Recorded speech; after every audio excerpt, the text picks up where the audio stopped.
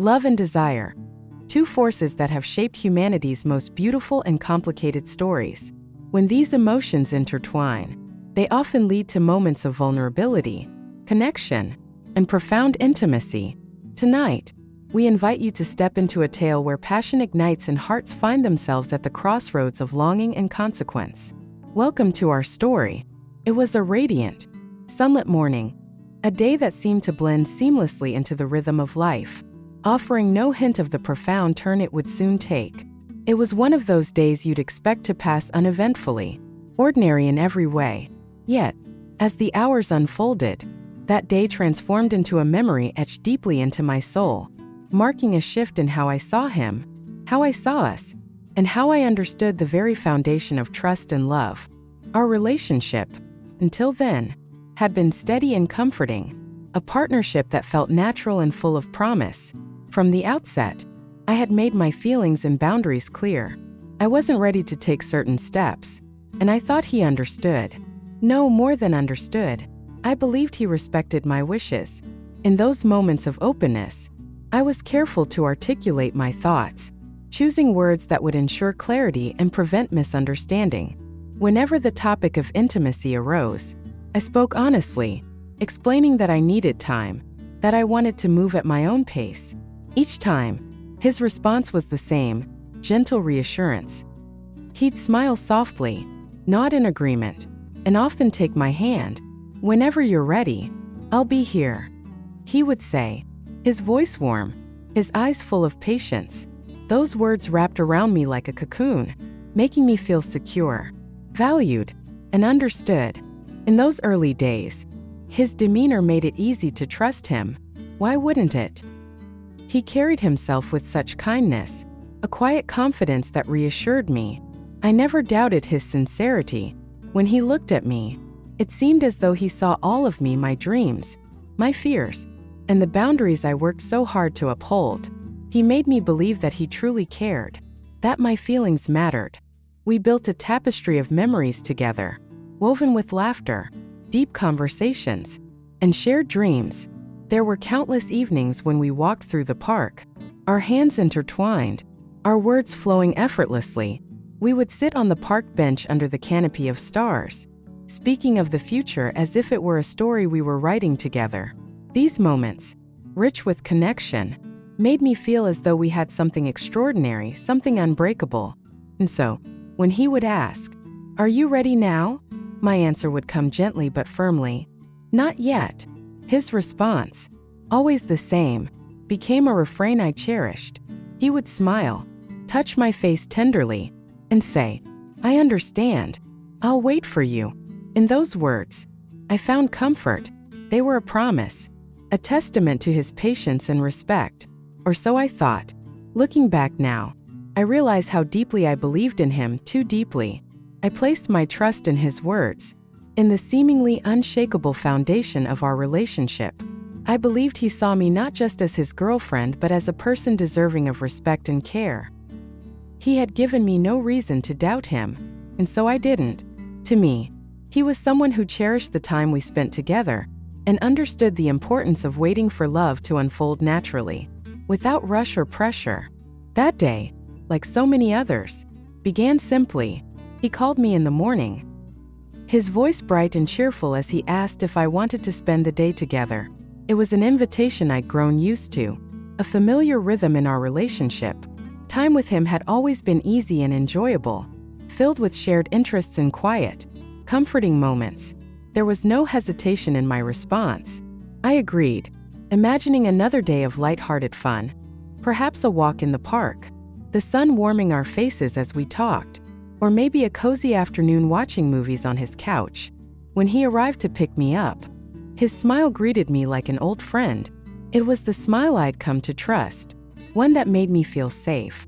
The drive to his apartment was filled with laughter, our conversation flowing as effortlessly as it always had. I felt no unease, no inkling of what lay ahead. His apartment had become a second home to me, a space where I felt at ease. I knew its every corner, the way the sunlight filtered through the curtains in the late afternoon, the comforting scent of his favorite candles. It was a sanctuary, a place where our relationship had grown through shared meals, quiet conversations, and moments of companionship. That day, however, something shifted. It was subtle at first, almost imperceptible, but it began to unravel the tapestry of trust one had so carefully woven. The change was not in the place but in him, in the way he spoke, the way he moved. What once felt safe now seemed uncertain, and the foundation I had relied on started to crack. What followed would reshape everything I thought I knew about him, about us, and about the meaning of trust. This is the story of a lesson I wish I had never learned. A day that began in sunlight but ended in shadows. It was all so familiar and comfortable, like stepping into a world that had been carved out just for me. This place wasn't just a location, it was a sanctuary. I had spent countless happy days here, each one wrapped in a blanket of security and warmth. There had never been a single moment of doubt or fear, not even a fleeting shadow of worry. Being here felt like being in a bubble where I could let go of all pretenses, a place where I could exist as my truest self. I never had to wear masks or erect walls.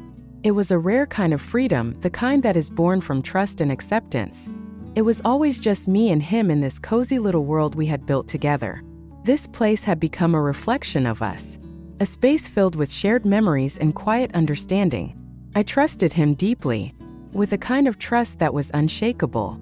I believed in him wholeheartedly, convinced that he would always protect me, always respect me and my boundaries. He had never given me a reason to think otherwise, and that certainty had become a cornerstone of our relationship. As we walked into his apartment that day, I felt nothing but ease. The atmosphere was light, unguarded, and full of familiarity. I glanced around, taking in the small details that had become so dear to me. The photos on the wall that told stories of his life. The soft blanket draped over the couch that had warmed us during countless movie nights. The faint scent of vanilla lingering in the air. Everything about this place whispered comfort and safety, a stark contrast to the chaotic world outside. To me, this was more than just a home. It was a haven. And so, as we stepped inside, I felt no reason to think that this visit would be any different from the ones before. I couldn't have predicted that the day would take a turn that would leave me questioning everything I thought I knew. The afternoon unfolded like a scene from a cherished memory. We spent it in the kitchen, cooking together. It was a simple activity, but it felt like a dance. Our movements naturally synced as we playfully bumped into each other, laughing at small mishaps. The sound of his laughter filled the room, rich and genuine, and it made everything feel light, as if the rest of the world had melted away. The dishes we prepared weren't extravagant, but they were ours. Each step, from chopping vegetables to stirring sauces, felt like a small act of connection, a way of building something together. It wasn't just about the food, it was about the time, the effort, and the joy of sharing something as simple as a meal. As we worked, we talked. Our conversation flowed effortlessly, moving from lighthearted banter to deeper musings about life.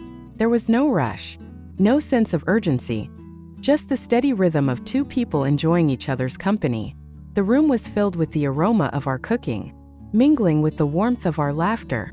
It felt like we had created a little bubble of happiness, a moment suspended in time.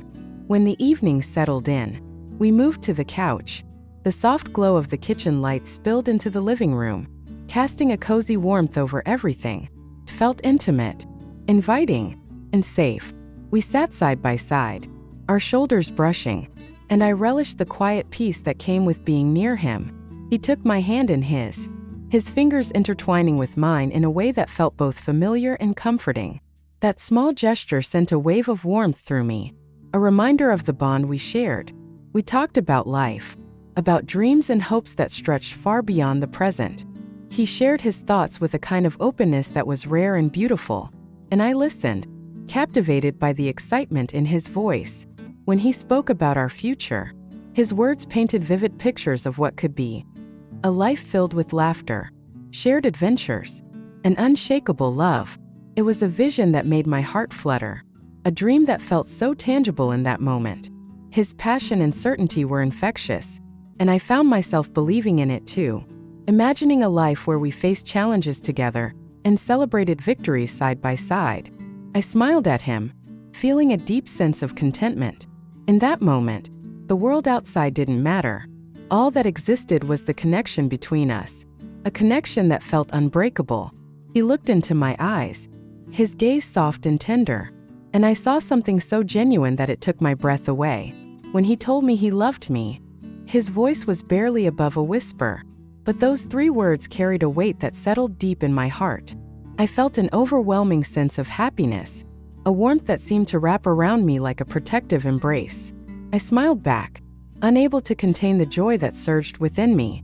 But then something shifted as he leaned in closer. His eyes softened further, and his hand gently traced the side of my face. First, his touch felt caring, an extension of the affection he had always shown me. I allowed myself to relax, thinking it was just another sweet moment between us. But then his hand moved, brushing from my face to my shoulder, lingering a little longer than usual. His fingers trailed down my arm, and something inside me tensed. It was subtle at first, an unease that I tried to push aside. I wanted to believe that he was just being affectionate, that this was still the same safe space we had always shared. But as his hand moved lower, crossing boundaries that felt too close, my discomfort grew. A knot tightened in my stomach, and my heartbeat quickened, not from affection but from apprehension. I hoped it was a fleeting moment, something he would realize and stop on his own. So, I didn't say anything immediately, trusting that he would sense my unease and pull back. But his hand didn't stop, and my unease turned into alarm. I gently placed my hand over his, a small, deliberate action meant to communicate without words. I gave him a soft smile, hoping to ease the moment, to let him know that I wasn't ready for anything more. It was a silent plea for understanding, a way to gently remind him of the boundaries we had always respected. I trusted that he would understand, that he would stop. But in that moment, I realized that trust, no matter how strong, could be shaken. I wanted him to understand me, to truly see how much I needed things to slow down. I wasn't asking for much, just a little space, a little respect for the boundaries we had both agreed on. But instead of stepping back, he looked at me with eyes so intense they felt like they were piercing through me. His voice dropped to a soft whisper. "It's okay. Trust me." Those words hung in the air, meant to reassure, but they landed differently. There was a weight in his tone, a quiet insistence that sent a ripple of unease through me. I tried to defuse the tension, forcing a light laugh that sounded more nervous than genuine. "Not today," I said gently, my voice barely above a whisper. "Maybe another time." I hoped my words would land, that he would see the hesitation in my eyes and understand that I needed him to stop, to listen. But my words seemed to vanish as soon as they left my lips. It was as if they were carried away by the silence, unnoticed and unacknowledged. Instead, his grip on me tightened. I felt his fingers pressing into my arms, pulling me closer despite my quiet protest. His kisses, which had always been tender and gentle, shifted. They became something else, urgent, forceful. It was no longer about sharing a moment. It felt like he was trying to take something from me. His hands, firm and insistent, held me in place, and the space I had so desperately wanted was now entirely gone. I tried to pull back, leaning away from him, hoping to create even the smallest gap between us. But his arms only tightened further, his embrace becoming a cage.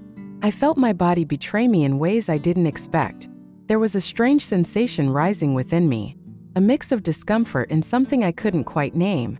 His touch seemed to find places that made me react, places I hadn't even known could elicit such feelings. It was confusing, this war between my mind and my body. I didn't want this, at least. Not now, but my body seemed to act on its own, caught up in the unfamiliar sensations he was creating. For a fleeting moment, I felt myself relax, almost letting go of the resistance. His hands moved with a confidence that was hard to ignore, and the way he touched me felt practiced, deliberate. It was clear he knew how to navigate these moments, how to make me feel something new and unexpected. But even as part of me responded, there was another part, a louder part, that refused to ignore the discomfort lingering in the background. "Please," I said softly, my voice trembling. "I'm not ready." My plea felt fragile, like glass on the verge of shattering, but he only murmured, "It's okay. I love you." As if those words alone were enough to erase my hesitation, as if his love gave him the right to ignore my voice. His grip remained unyielding. I tried again, my voice breaking. "Please stop." Tears welled up in my eyes, blurring my vision, but my words seemed to dissolve into the room. The more I begged, the more invisible I felt. My heart pounded in my chest, each beat a reminder of how powerless I was in that moment. Time seemed to stretch, each second an eternity as I sat frozen, caught between fear and confusion. My thoughts became a blur, and my breaths came in shallow, uneven gasps. And then, just as suddenly as it had started, it stopped. He pulled away, his expression unreadable. For a brief moment, I thought I saw a flicker of regret in his eyes, but he said nothing. Without a word, he stood and left the room, leaving me there, alone with the heavy weight of what had just happened. I sat motionless, the reality of the moment crashing down on me like a tidal wave. My body felt heavy, as if weighed down by the trust that had been broken. I wanted to cry, to scream, to make sense of the chaos swirling in my mind, but all I could do was sit in silence, staring into the void of the empty room. That night, I lay in bed, unable to sleep. The events replayed over and over in my mind, each detail sharper than the last. The room was quiet, too quiet, but my thoughts were deafening. I kept questioning myself, wondering if I should have said or done something differently. Was it my fault? Had I miscommunicated? I tried to convince myself that it was okay, that he was my boyfriend, someone I loved and trusted. Maybe this was just part of being in a relationship. I told myself, relationships required compromise, didn't they? And we had dreams of a future together, of marriage, of a life built on love and understanding. Surely, this was just another step, another layer to the intimacy we were building. But even as I tried to rationalize it, a quiet voice deep inside whispered the truth I didn't want to face. I hadn't been ready. I'd needed him to listen, to respect the boundaries I'd so carefully set for myself. I'd hoped love would mean patience, understanding, and trust. But tonight, it had felt like something else entirely. As I lay there, staring at the ceiling, I couldn't shake the feeling that something precious had been taken from me. A piece of my trust, my agency. I told myself that maybe, with time, things would feel right again. Maybe I just needed to let go, to lean into the love we shared and hope that it would carry us through. But deep down, I knew I couldn't ignore the heaviness in my heart.